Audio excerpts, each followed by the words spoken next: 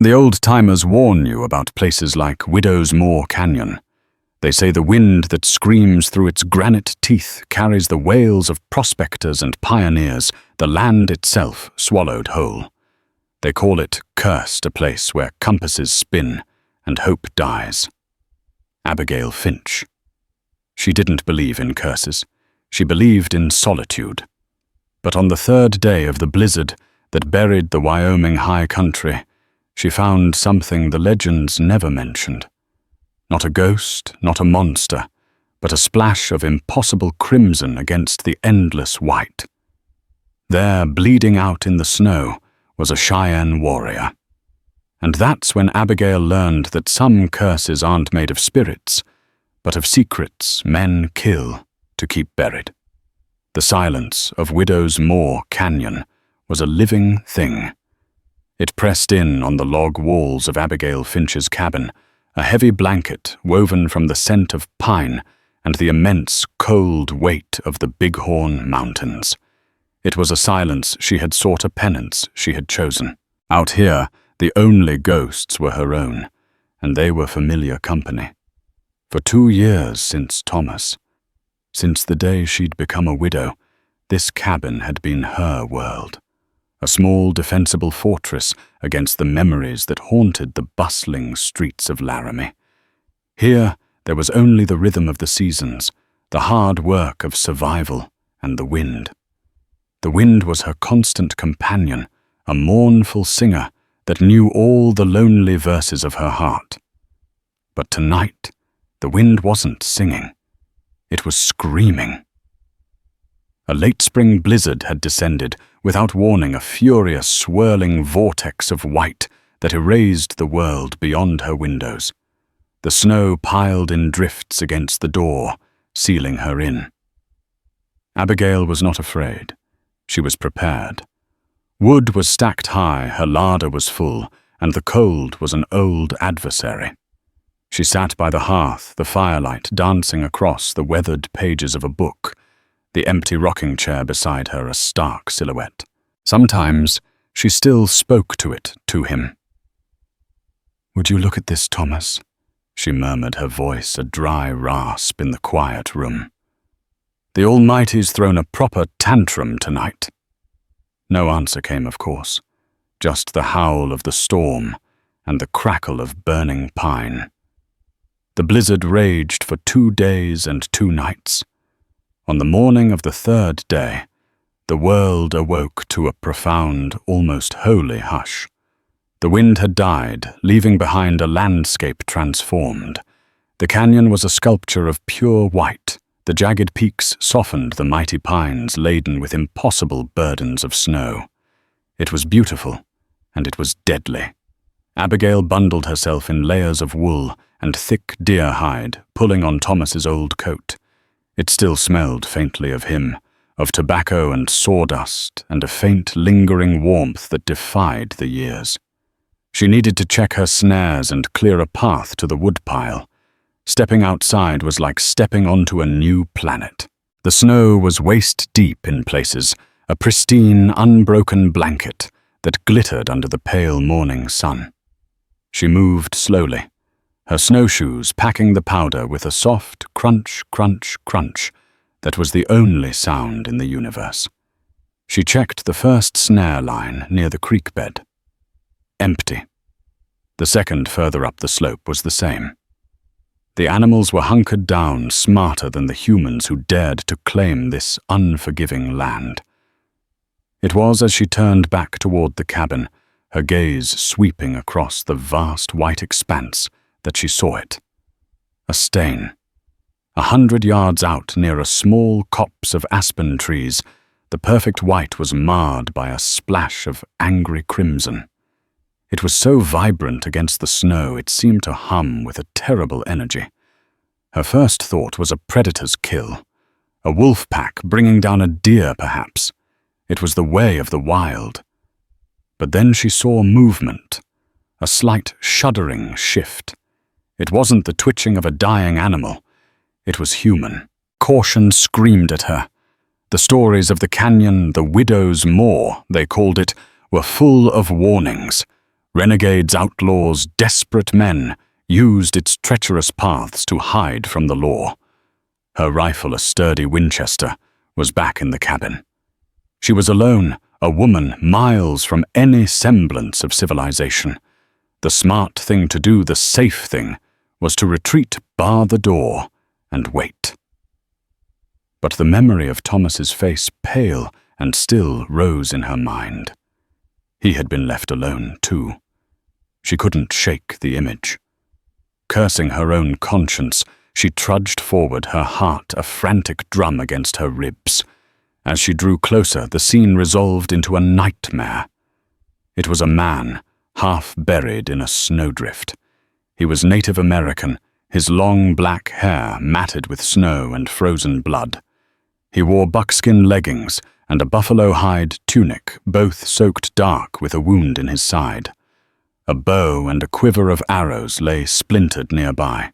His face was all sharp angles and stoic pride, even in unconsciousness. His skin was a pale, waxy grey, a testament to the life-draining cold. He was Cheyenne, she guessed from the beadwork on his moccasins. A warrior. And he was dying. Panic warred with a grim, practiced calm she'd learned from 2 years of fending for herself. He was the enemy, wasn't he? That's what they said in town. The Cheyenne were hostile, responsible for raids and missing livestock. They were the reason decent folk carried guns and feared the open plains. Helping him could be a death sentence. If his people came looking for him, they might not see a savior. They might see a captor. If a posse of white men found him here, they'd likely lynch him and burn her cabin to the ground for harboring him. She stood over him, the cold biting at her cheeks, her breath pluming in the frigid air. His own breaths were shallow, rattling things. A pink foam flecked his lips. He was bleeding internally. He wouldn't last another hour. She looked at his face stripped of its warrior paint and fearsome reputation. He looked young, younger than she was, younger than Thomas had been. In that moment, he wasn't a Cheyenne warrior. He wasn't the boogeyman from the Laramie telegraphs. He was just a man bleeding his life into the snow alone. "Damn you," she whispered, not to him, but to God, to the canyon, to her own stubborn heart. "Damn you all to hell." With a grunt of effort that stole her breath, she hooked her arms under his shoulders. He was heavier than he looked, a dead weight of muscle and bone. Dragging him was impossible. She would have to be smarter. She unstrapped her snowshoes, using one as a makeshift shovel to clear the snow from around him. Then, with agonizing slowness, she rolled him onto the hide of her coat. Gripping the collar, she began to pull, leaning into the task with all her strength. Her lungs burned. Her muscles screamed. Every few feet, she had to stop gasping for air, her own sweat freezing on her brow. The silence was gone, replaced by the grating scrape of the hide on the snow, and her own ragged breathing. She didn't look back at the trail she was leaving, a grotesque smear of red and brown against the white, a clear path leading directly to her front door. She couldn't afford to think about that. She could only pull. She was no longer just surviving in the canyon. She was fighting it, trying to steal one soul back from its icy grasp. Getting him inside was a brutal, clumsy affair. She managed to heave him over the threshold, his body thudding onto the rough-hewn floorboards with a sound that seemed to shake the small cabin. She slammed the door shut, barring it against the cold and the world. And for a moment, she leaned against it, chest heaving, the reality of her decision crashing down on her. A Cheyenne warrior lay on her floor. The enemy. The other. His presence filled the small space, a wild, dangerous energy that clashed with the quiet grief of her solitude. The air grew thick with the coppery smell of his blood. Abigail shook off her paralysis. There would be time for fear later. Now there was only time to work. She stoked the fire until it roared, throwing heat into the room. Then she turned to him. With practiced hands, she cut away his tunic and leggings. The wound was worse than she'd imagined. A deep, ragged gash on his left side, just below the ribs. It looked like a knife wound, not a bullet hole. It was inflamed and angry, the edges crudely stitched with what looked like sinew. The stitches had torn. She fetched the kettle from the hearth and her medicine box, a collection of dried herbs, salves, and clean linen strips. This was her domain. As a child, she'd learned herbalism from her grandmother, a knowledge that had saved her more than once in the wilderness. As she cleaned the wound with hot water and yarrow to staunch the bleeding, the warrior stirred. His eyes fluttered open. They were dark, fiercely intelligent, and filled with a pain that went deeper than the physical. For a second, confusion clouded his features. Then, seeing her, a white woman, leaning over him with a knife in her hand, she was using it to cut away the fouled buckskin. His expression hardened into a mask of pure, unadulterated hatred. With a surge of adrenaline, he tried to rise his hand, instinctively reaching for a knife that wasn't there. A guttural cry, more of a growl, escaped his lips. "Easy," Abigail said, her voice firm but low. She held up her empty hands, showing him she meant no harm. "Easy now. You lie still, or you'll bleed out right here on my floor, and I'll have a hell of a time cleaning it up." He didn't understand her words, but he understood the tone. He glared at her, his body tense, a cornered wolf ready to fight to the last breath. His gaze flickered around the cabin, taking in the rifle mounted over the fireplace, the single cot, the empty rocking chair. "Water," she said, pointing to the kettle, then to her lips. He watched her every move as she ladled some cooled, boiled water into a cup and brought it to him. He refused to let her help, struggling to sit up enough to take the cup in a trembling hand. He drank greedily, his eyes never leaving hers. For the next few hours, they existed in this state of suspended hostility. She worked on his wound, cleaning it thoroughly, applying a poultice of crushed comfrey root and calendula to fight infection and binding it tightly with clean linen. He endured it all with a stoicism that was terrifying. He never flinched, never made a sound, but the muscles in his jaw were knotted tight and sweat beaded on his forehead. When she was done, she covered him with a thick wool blanket and sat back on her heels, exhausted. The sun was setting, painting the snow-covered peaks outside in hues of orange and purple. The warrior's breathing was deeper now, less ragged. He was still weak, but the immediate crisis seemed to have passed. He had fallen into a restless, fevered sleep. The days that followed were a strange, silent dance of mistrust and necessity. Abigail called him Chief in her head, for she had no other name for him. She fed him broth, changed his dressing, and kept the fire roaring. He in turn watched her, always watched her. His silence was a palpable force, a wall she could not penetrate. He refused to show weakness, moving from the floor to the cot on his own as soon as he could stand, though the effort left him pale and trembling. Communication was a series of gestures and single words. Water. Fire. More. He would point. She would provide. There was no gratitude, only a grim acceptance of his situation. Abigail found herself talking to fill the silence, just as she talked to Thomas's empty chair. "My husband Thomas, he built this cabin," she said one evening, stirring a pot of rabbit stew. The warrior was sitting on the cot, sharpening his recovered knife with a whetstone she had given him. The rhythmic schlick, schlick, schlick of the stone was the only other sound. Said he wanted a place away from the greed of men. Found it, I suppose. just not the way he planned.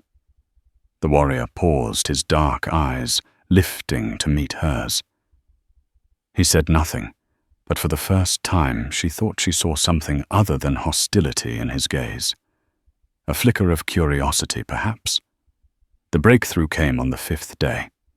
His fever had broken, and some color had returned to his face. He was staring at the empty rocking chair by the fire.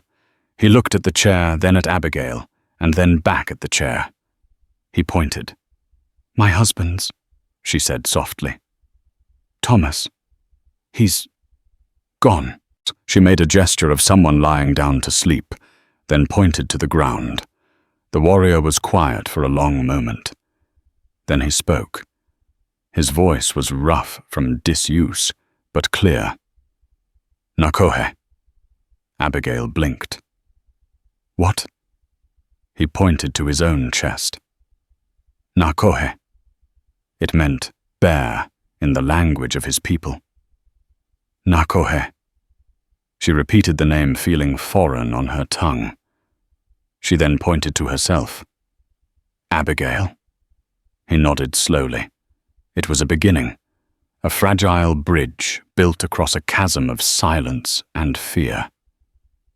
Later that day, he gestured to his wound, then made a motion with his hands like men on horseback, their faces as grim. He mimicked the flash of a knife. Ambush. He then held up 4 fingers, then made a gesture of them riding away. 4 men. He hadn't been defeated in a fair fight. He'd been attacked from behind. Abigail felt a cold knot form in her stomach. A posse or something worse. The men who roamed these mountains were often lawless, but an unprovoked attack on a lone Cheyenne warrior. It was bold, reckless. That night, as the fire burned low, Nakohe was carving a piece of scrap wood with his knife. He was surprisingly deft. He etched a shape into the wood, a symbol. It was a circle with a stylized bird, a hawk or an eagle inside it. He held it out to her. "Cain," he said, his voice flat and hard. It was the first English word he'd spoken besides his own name, and he said it like a curse. "Cain?" Abigail asked, frowning. "Jedediah Cain." Nakohe's sharp nod confirmed it. Jedediah Cain was a name she knew. A cattle baron from the south with a sprawling ranch that bordered the Bighorn Reservation lands. He was a man known for his ruthless ambition and his outspoken hatred for the Cheyenne, whom he blamed for every lost calf and spooked horse. He was powerful with a dozen ranch hands, who were more like a private army. Nakohe then tapped the carving, then pointed east toward Cain's lands. Then he made a gesture of taking something of theft. Cain's men had ambushed him. But why? What had they stolen? It had to be more than a simple desire to spill Cheyenne blood. An attack this deep into the mountains was risky. It had to be for a reason. Looking at Nakohe's grim face, illuminated by the firelight, Abigail realized the blizzard had not sealed her off from the world. It had brought the world's brutal conflicts right to her doorstep. The curse of Widow's Moor Canyon, she was beginning to understand, wasn't a whisper on the wind. It was the echo of men's greed. And she was now standing right in its path. The thaw began a week after Nakohe's arrival. The world started to drip. Icicles hanging from the cabin's eaves wept heavy tears, and the snow on the roof slumped with wet groans. With the melting snow came a new, more immediate fear. Her trail. The path she had carved, dragging Nakohe to her door, marked with his blood, would soon be revealed to any eyes sharp enough to read it. Nakohe knew it too. He was growing stronger each day, his movements regaining their fluid grace. He began to take short walks outside the cabin, testing his strength, his eyes constantly scanning the ridgelines. The watchful silence between them had eased into a comfortable quiet, a partnership born of shared survival. He taught her how to read the subtle signs of the forest, the bent twig that marked a deer's passage, the distant call of a hawk that signaled a predator. She in turn showed him how to use the strange metal coffee grinder, a small domestic miracle that seemed to fascinate him. One afternoon, he returned from one of his patrols, his face a grim mask. He carried a single dark eagle feather. He held it up for her to see. "Cain's men," he said, his voice low. "They ride with these." Abigail's blood ran cold. The feather was a calling card, a mark of Cain's personal posse. They were looking for him. They were hunting. "How close?" she asked, her voice barely a whisper. Nakohe held up 2 fingers. 2 suns. Maybe less. They follow the thaw. The fragile piece of the cabin shattered. Fear, sharp and metallic, returned. Every creak of the logs, every sigh of the wind, sounded like the approach of hoofbeats. Abigail found herself watching the tree line, her hand never far from the Winchester. They worked together preparing. Nakohe showed her how to obscure the trail, leading to the cabin, using pine boughs to sweep away the tracks, creating false paths that led to dead ends or treacherous patches of ice. He gathered stones, sharpening them to wicked points. He restrung his broken bow with sinew from a rabbit she had snared. "You should go," he said one evening, his back to her, as he fletched a new set of arrows. "They hunt me, not you. Go east. Follow the creek. You will find the old trapper's road." Abigail looked around the cabin at the life she had built from the ashes of her old one. She looked at the empty rocking chair. Thomas had died because he was alone. This man would die if she left him alone. The thought was unbearable.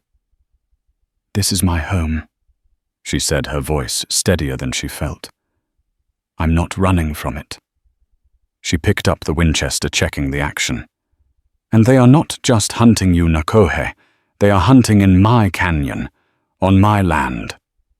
A flicker of surprise, of respect, crossed his face. He gave a single, sharp nod. The matter was settled. They would stand together. The men arrived 2 days later, just as Nakohe had predicted. There were 4 of them, rough-looking men on weary horses, their faces chapped red by the wind and sun. They were led by a man with a thick, greasy beard and a cruel slash of a mouth. Abigail watched them through a crack in the cabin's chinking, her heart pounding a frantic rhythm against her ribs. Nakohe was hidden in the small loft above, silent as a shadow, his bow drawn. The leader, a man Abigail would later learn, was named Silas Cain's foreman, dismounted. His eyes, small and dark like a boar's, scanned the area. He saw the cabin, the faint wisp of smoke from the chimney, the carefully cleared path to the woodpile. "Hello, the cabin!" Silas bellowed, his voice a gravelly intrusion into the canyon's peace. "Anyone home?" Abigail took a deep breath, clutching the rifle. She opened the door just a crack, keeping the bulk of the heavy wood between her and them. "What do you want?" she called out, pitching her voice to sound frail, nervous. "A lone woman." Silas smirked, a greasy, unpleasant expression. "Well, now what have we here?" "A little dove nesting all alone. We're looking for someone. Ma'am. A Cheyenne dog. Wounded. Seen anything like that? I've seen nothing but snow for a week." Abigail lied, her throat tight. "The blizzard had me shut in tight." Silas's eyes narrowed, sweeping over her, the cabin, the surrounding woods. "Is that so funny thing as we found a trail? Blood trail. led right into this canyon before the snows covered it proper, and it looked like someone was dragged. Right about here. He kicked at a patch of snow near her doorstep. A wolf kill, most likely, Abigail said quickly. The woods are full of them.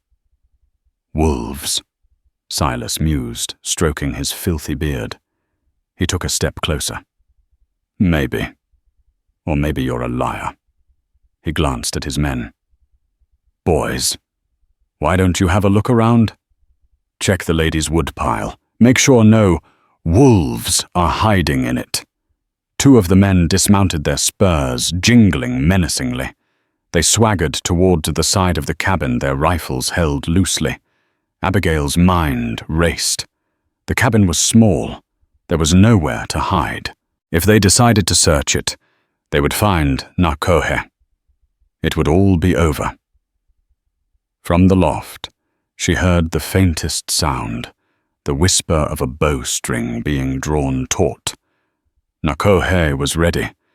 If they came inside, blood would be spilled.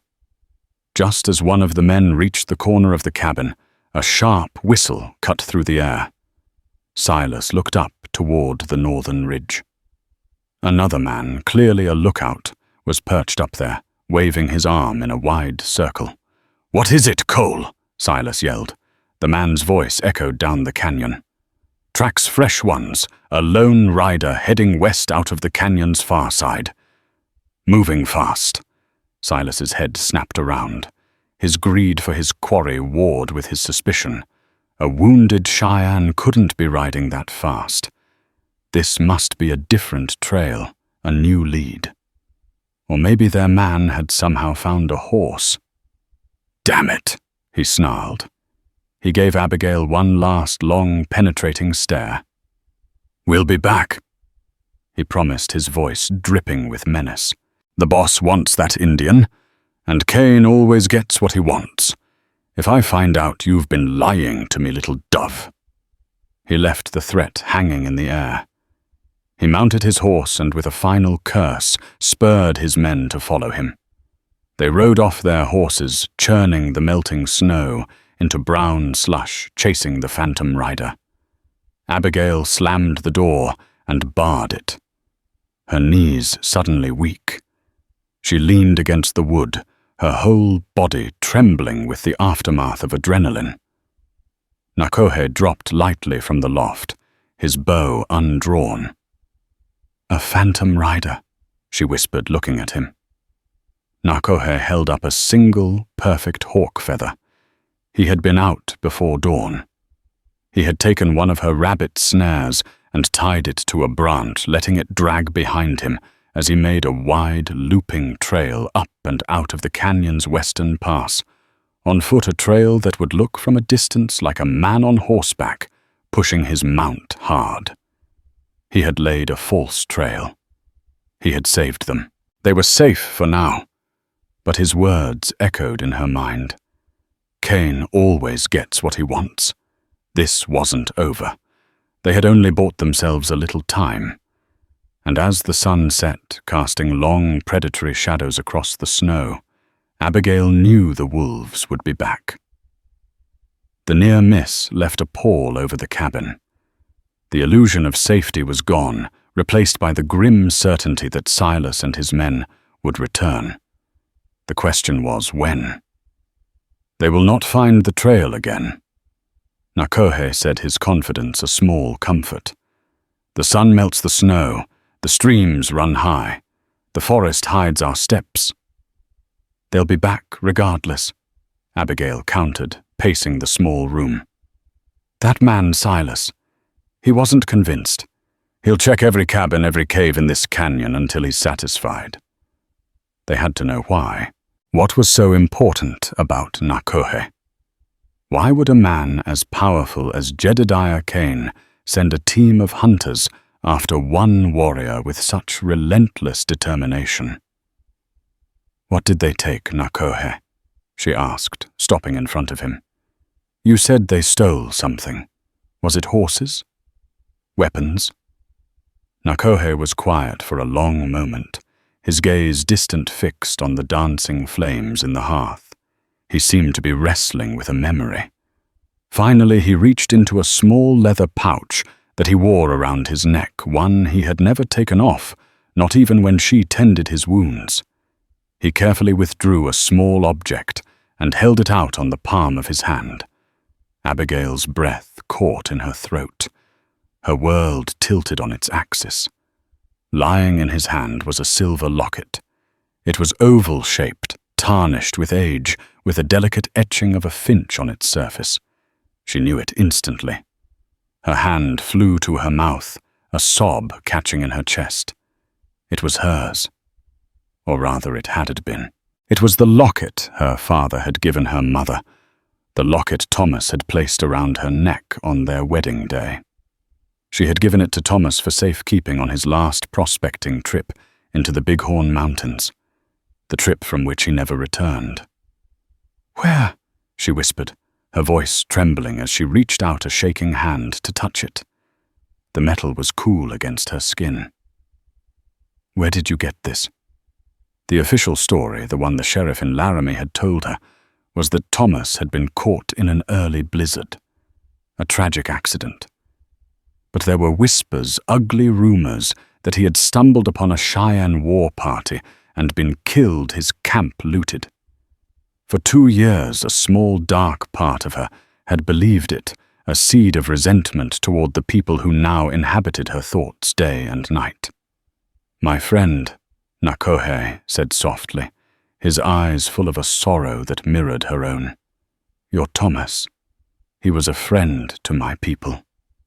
Abigail stared at him, her mind reeling. "Friend?" They said the Cheyenne killed him." Nakohe shook his head, a fierce denial in the gesture. "No. Thomas came to us. He did not seek gold. He sought peace. He said the land was big enough for all. He brought medicine for our children when the coughing sickness came. He shared his food. He was an honorable man." Nakohe closed his hand over the locket. "He gave this to my chief as a gift, a promise. He said its bird was a sign of his wife, the finch." Tears streamed down Abigail's face, hot and silent. The story she had been told, the foundation of her grief and her isolation, was a lie. "Then what happened to him?" she asked, her voice cracking. "If you didn't, who did?" Nakohe's face darkened, his expression turning to stone. "Cain." The name landed in the quiet cabin like a physical blow. "Cain wanted the valley where my people winter." Nakohe explained, his English slow but deliberate, pieced together from years of trading and conflict. Thomas's claim was on the edge of that valley. Cain told him to leave. Thomas refused. He said the claim was legal, and he would not see our winter grounds stolen. The pieces began to click into place in Abigail's mind, forming a picture of unimaginable cruelty. "So Cain and his men came to his camp." Nakohe continued, his voice low and guttural with rage. "They murdered him. They made it look like the work of a war party, scattering his things, taking his horse. They told the sheriff in town it was our doing to turn more people against us, to justify driving us from the mountains." Abigail sank onto the stool by the fire, the Winchester feeling heavy and useless in her lap. Her grief was suddenly fresh but sharper now, edged with a cold, terrifying rage. Thomas hadn't been a victim of the wilderness or a casualty of a senseless raid. He had been murdered, executed for his decency. "The locket," she breathed, looking at Nakohe. "Why do you have it?" "My chief was dying," he said. "With his last breath, he gave it to me. He said, 'The promise is broken. The man of peace is dead. Return this to his people. Tell them what Cain has done.' I was on my way to the fort at Laramie to find someone, anyone who would listen, to show them this proof. But Cain's men found me first. They knew what I carried. They were not trying to kill me. They were trying to get this back. He opened his hand again. The little silver finch seemed to mock her from its tarnished prison. It wasn't just a piece of jewelry. It was proof. It was the truth. It was the reason Cain's men were hunting him so fiercely. It was the key to exposing Jedediah Cain as a murderer and a liar. The twist was so profound, so devastating, it stole the air from her lungs. She had been mourning the wrong thing. She had hated the wrong people. She had hidden herself away in a canyon she thought was cursed by ghosts, when the real curse was the living, breathing evil of one man. She looked up from the locket, her tear-filled eyes meeting Nakohe's. The chasm between them of race, of culture, of fear was gone. In its place was a new unbreakable bond, forged in the heat of a shared truth and a shared enemy. Her personal, quiet grief had just exploded into a war. "He won't get in it," she said, her voice no longer trembling, but low and hard as forged steel. "He will not get this locket, and he will not get away with what he did." She was no longer a widow hiding from the world. She was an instrument of vengeance, and the cursed canyon was about to become a hunting ground. But this time she and Nakohe would be the hunters. The revelation of the locket changed everything. The air in the cabin, once thick with unspoken grief and suspicion, now crackled with a singular, dangerous purpose. Abigail's sorrow had not vanished. It had transmuted into a cold, diamond-hard resolve. She was no longer just surviving. She was preparing for a reckoning. She looked at Nakohe, seeing not a stranger she had saved, but the last link to her husband's true story, a partner in a quest for a justice the law would never deliver. "Silas and his men will be back," she stated, her voice devoid of fear. "They won't believe their luck ran out. They'll circle back thinking their quarry has gone to ground, and they'll come here first." Nakohe nodded, his eyes alight with a warrior's focus. "They think us rabbits hiding in a hole.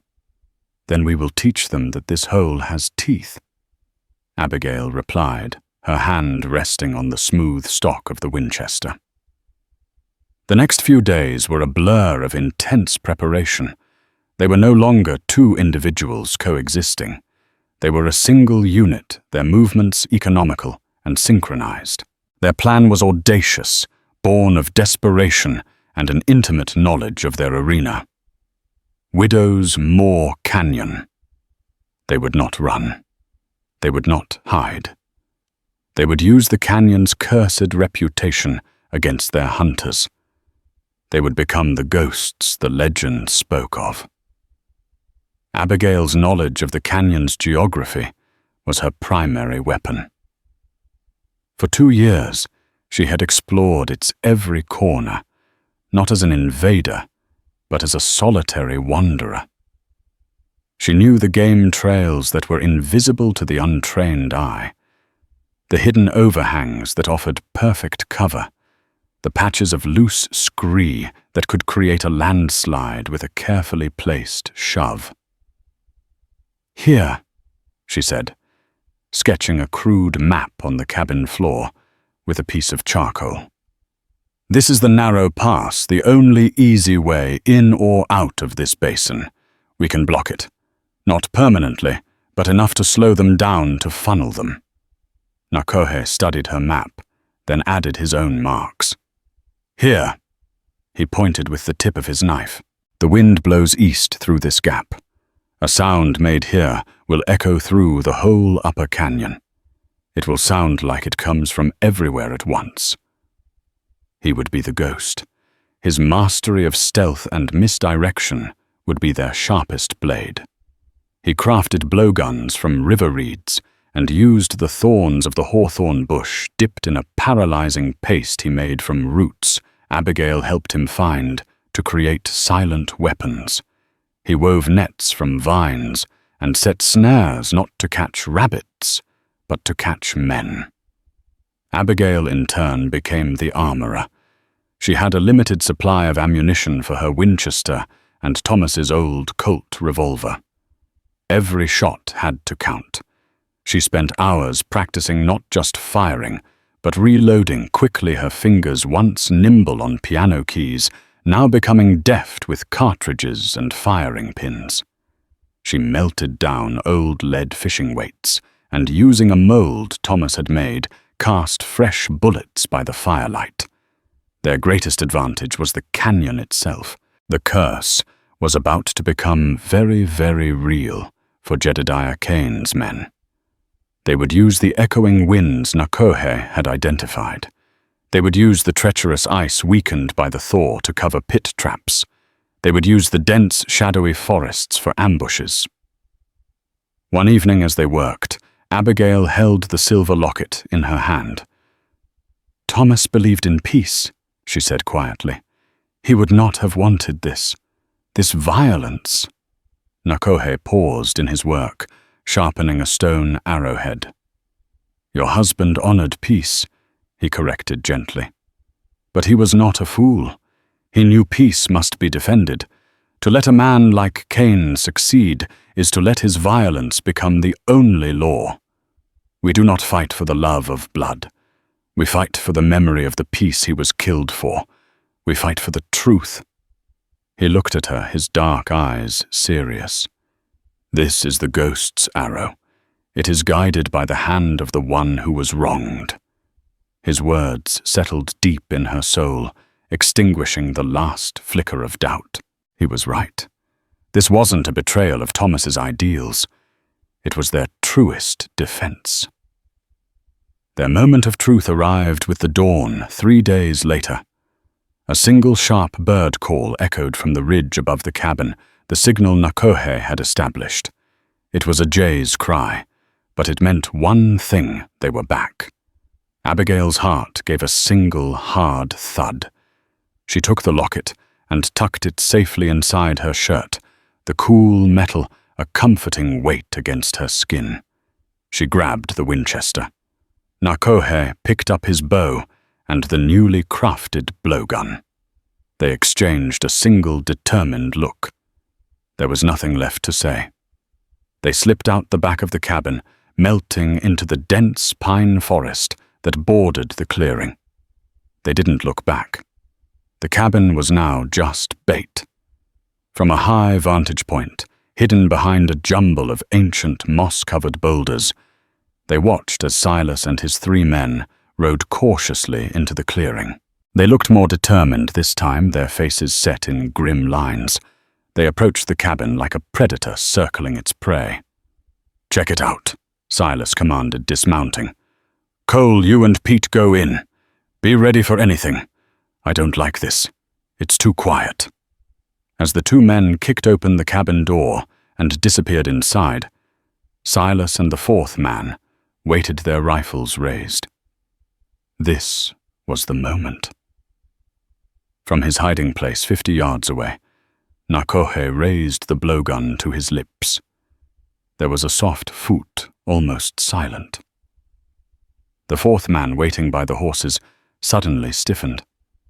His eyes went wide with confusion. He looked down at his neck where a tiny thorn protruded. He tried to call out, but his throat seized. His rifle slipped from his grasp, and he crumpled silently into the snow. Silas spun around at the sound. "Walt! What in the—" He never finished.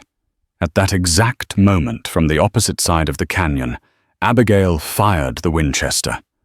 She wasn't aiming at Silas.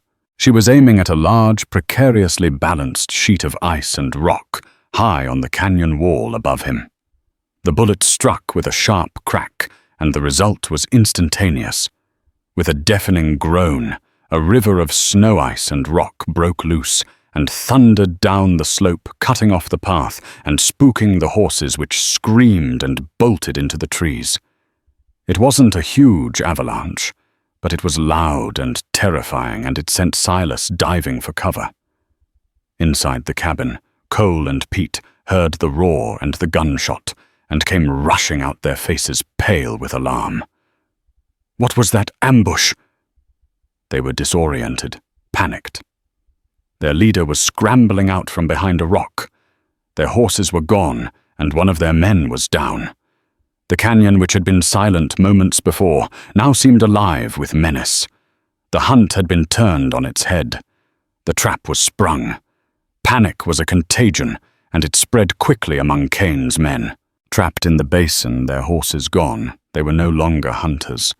They were prey. The canyon itself seemed to have turned on them. The avalanche Abigail had triggered boomed and echoed, sounding like a dozen rifles firing at once. "It's the Cheyenne, an ambush!" Pete yelled, his eyes wide with terror, as he knelt beside Walt's still form, finding no wound, only the tiny innocuous thorn. "He's dead. Just dead." "Shut up!" Silas snarled, trying to regain control. "It was one shot." From the ridge, Cole, "Get to the trees, find cover." But where was the enemy? The shot had come from the north. But now a voice, a low, haunting chant in the Cheyenne tongue, seemed to emanate from the east, carried on the wind through the gap Nakohe had identified. It was him, a ghost's voice everywhere and nowhere at once. Cole scrambled for the cover of the forest's edge, his rifle held high. He didn't see the tripwire Nakohe had woven from vines, stretched taut just above the snow. His foot caught, and with a yelp he was jerked off his feet as a heavy, weighted branch swung down from a pine tree, slamming into his side with the force of a charging bull. He collapsed, the air driven from his lungs, his ribs audibly cracking. 2 down. Silas and Pete were now back to back in the middle of the clearing, spinning around, trying to find a target in the menacing silence. The chanting had stopped. Only the drip of melting snow and the panicked rasp of their own breathing remained. "This place is cursed." Pete whimpered, his nerve completely gone. "Jedediah was wrong. There's spirits here." "There's no such thing as spirits," Silas roared, though his own eyes darted nervously at the deep shadows between the trees. "It's him, the Indian. Show yourself, you coward." As if in answer, an arrow hissed out of the forest and buried itself in the log wall of the cabin inches from Silas's head. He fired his rifle wildly in the direction the arrow had come from, the shot echoing uselessly. Abigail, having reloaded and repositioned, now had a clear view of the 2 men from a different angle. She wasn't a killer, not by nature. But these men had aided in her husband's murder. They were here to finish the job, to bury the truth forever. She thought of Thomas, of the locket against her skin, and her hand was steady. She didn't aim for Silas. She aimed for the man who was breaking. She fired. The bullet from the Winchester struck Pete in the thigh.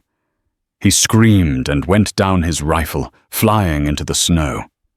The fight was gone from him, replaced by agony. It was just Silas now.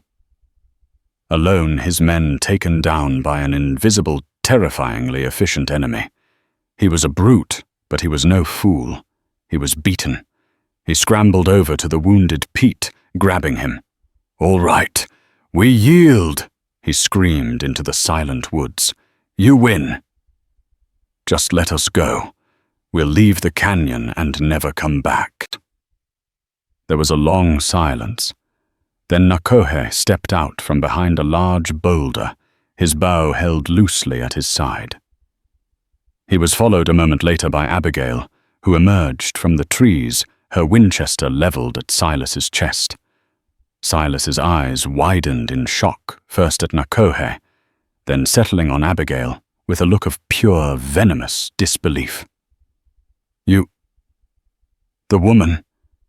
It was you. You were looking for a wolf, Abigail said, her voice cold and clear. You found one. Cain will hear about this. Silas spat his bravado, returning now that he had a face to direct it at. He'll send 50 men. He'll burn this whole canyon to the ground. Jedediah Cain will be too busy to worry about me, Abigail said, taking a step forward. Because you're going to deliver a message for him. She reached into her shirt and pulled out the silver locket, letting it swing from its chain in the pale sunlight. Silas's eyes locked onto it, and for the first time, genuine fear dawned on his face. He understood. He finally understood what this was all about. You're going to ride out of here, Abigail continued, her voice ringing with authority. You're going to take your wounded man and your dead man, and you're going to go straight back to Cain's ranch. You will tell him that the ghost of Thomas Finch has returned. You will tell him that I have the locket. And you will tell him that the truth of what he did in this canyon is coming for him. She gestured with her rifle. Now get out of my home. The final confrontation did not happen with bullets and arrows. It happened with whispers and fear. Silas, humbled and terrified, did exactly as he was told. The story of what happened in Widow's Moor Canyon spread like wildfire. It wasn't a story of a woman and a Cheyenne warrior. It was a ghost story, just as Abigail intended. They spoke of a spirit that couldn't be killed, of a cursed place that protected its own. Jedediah Cain, a man who ruled by fear, suddenly found himself the subject of it. His men grew spooked. The story of the locket proof of his murderous crime began to circulate. His power, built on a foundation of lies, began to crumble. He grew paranoid, seeing assassins in every shadow. Within a month, facing investigations from the territorial authorities, spurred by anonymous letters Abigail sent, and with his own empire of fear collapsing inward, Cain fled, disappearing into the vastness of the West. A haunted man, running from a ghost. In the canyon, a quiet peace settled once more.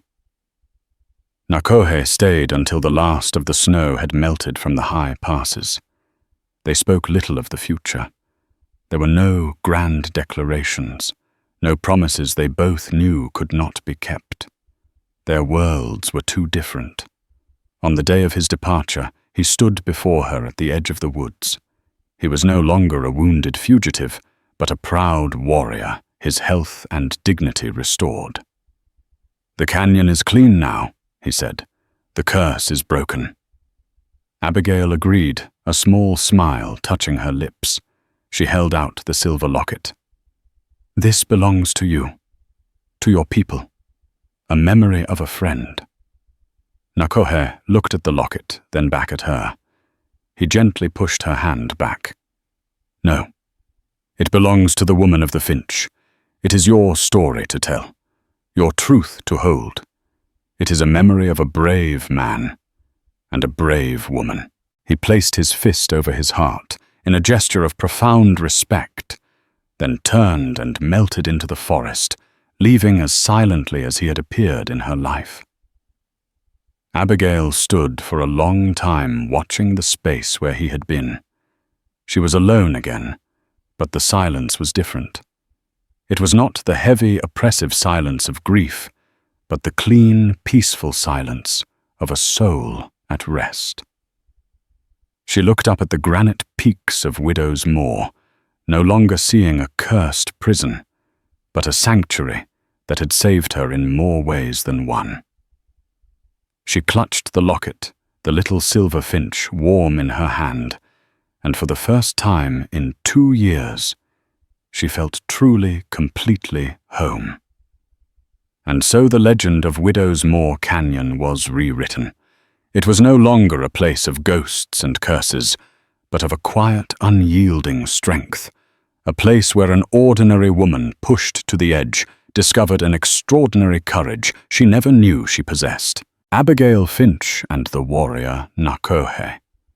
Two people from different worlds forged an alliance, not just to survive, but to reclaim the truth. Their story reminds us that the deepest canyons are often the ones we carry inside us, and the most terrifying curses are the lies we are told. What would you have done in Abigail's place? Would you have barred the door, or would you have faced the storm? If this journey into the heart of the West moved you, please show your support. Hit that like button, share this story with someone who loves a good old-fashioned tale of grit and justice, and most importantly, subscribe to the channel for more stories from the forgotten corners of history. Let me know your thoughts in the comments below. Until next time, keep the campfire burning.